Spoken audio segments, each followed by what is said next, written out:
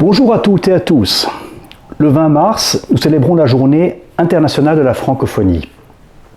Cette journée met donc à l'honneur la langue française et les nombreuses cultures qui s'expriment à travers cette langue. Le 20 mars correspond à un événement historique important dans la coopération entre les pays francophones. En effet, le 20 mars 1970, à Niamey, au Niger, plusieurs États et gouvernements qui partageaient l'usage de la langue française ont signé un accord pour créer une organisation appelée Agence de coopération culturelle et technique.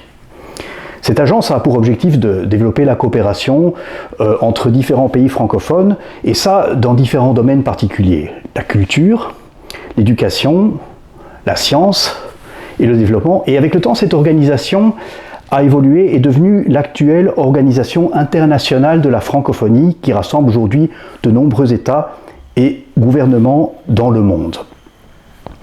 Alors, que dire sur la langue française et pourquoi la mettre à l'honneur ce jour-là?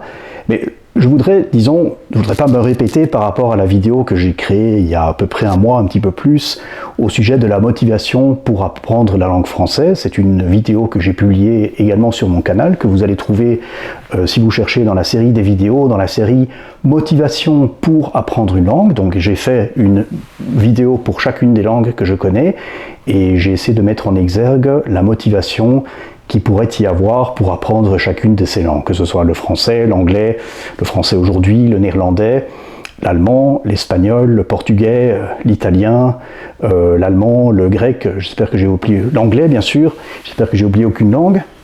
Donc voilà, ce sont des vidéos à caractère didactique et qui mettent en avant l'importance de cette langue dans le monde et pourquoi il est important d'apprendre cette langue. Donc, inutile que je me répète sur ce front, inutile que je mette en avant les aspects qui ont trait à l'apprentissage de la langue, ça ne me paraît pas intéressant. Mais ce qui me paraît intéressant, c'est justement de placer une date sur la langue, lui donner une sorte d'anniversaire. Et d'ailleurs, c'est ce que je me propose de faire par rapport aux autres langues. Donc, le 23 avril, ce sera simultanément l'espagnol et l'anglais qui seront à l'honneur, et ainsi de suite, au cours de l'année. Donc l'année sera ponctuée par des vidéos qui fêtent en quelque sorte, entre guillemets, l'anniversaire de ces différentes langues. Donc voilà. Maintenant, peut-être, loin de moi de vouloir donc réexpliquer les avantages d'apprendre la langue française, le nombre de locuteurs de langue française dans le monde, où la langue française est parlée. Je crois que c'est une évidence à plusieurs égards. Mais ce que je n'ai pas dit dans mon vidéo précédente, c'est la relation que j'ai avec cette langue. Alors, la langue française est une langue que j'ai parlée au fond toute ma vie, qui, d'une certaine manière, a définit mon identité, mais je dirais pas uniquement, au même titre d'autres langues, c'est quelque chose que j'aime bien mettre en avant, donc je ne considère pas que j'ai une seule langue maternelle dans ce sens-là. Le français a une certaine importance, oui, mais ce n'est plus la langue la plus importante de ma vie.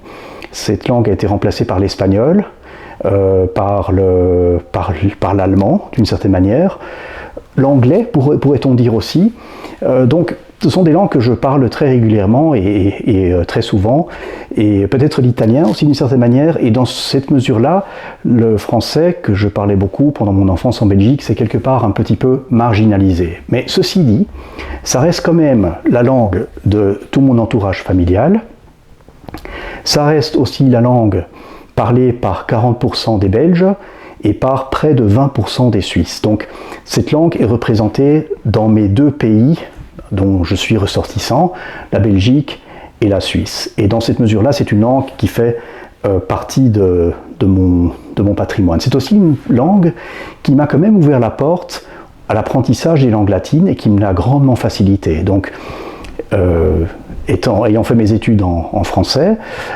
ayant appris également à l'école, au lycée, le latin, c'est au fond, ça a été une grande facilité au moment où je me suis intéressé aux langues latines, et donc ça m'a permis de faire le pas vers des langues comme l'italien, l'espagnol, le portugais et peut-être plus tard le roumain ou d'autres langues latines à caractère peut-être plus minoritaire, parce que le pont entre les langues latines est très facile. Alors je pense que je n'aurais pas eu la même histoire en apprenant l'espagnol, et ça ne m'aurait pas ouvert la même porte vers l'Amérique latine, qui est finalement une terre que je considère comme ma patrie, comme ma maison. Je me sens vraiment chez moi en Amérique latine. Ça n'aurait pas été possible, je crois, si je n'avais pas été francophone, je n'aurais pas eu je n'aurais pas eu cette affinité avec la langue française, si je n'aurais pas cette même affinité avec la langue espagnole, si je n'avais pas grandi avec le français, même si pour moi l'espagnol, dans l'importance des langues que je parle, a largement actuellement dépassé le français. Le français est une langue que je parle de manière tout à fait marginale. Ma vie se passe entre 3-4 langues qui ne sont pas le français. Donc voilà, très largement. Mais ceci dit, c'est une langue qui fait partie de ma vie. Et voilà, donc chaque fois que je vais en Belgique, je la parle.